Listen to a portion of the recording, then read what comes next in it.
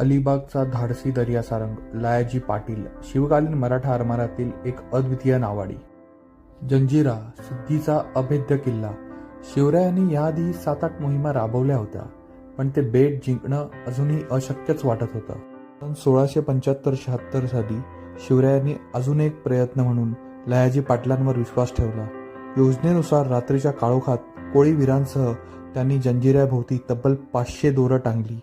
शत्रूच्या नजरेत न येता केलेला हा पराक्रम अविश्वसनीय होता. पहाट झाली, पण मोरोपंत पेशव्यांचे लष्कर येऊ शकलं नाही, ना हल्ल्याची संधी भेटली.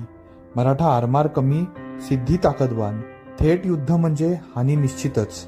मग लयाजी पाटलांनी घेतला दूरदृष्टीचा निर्णय.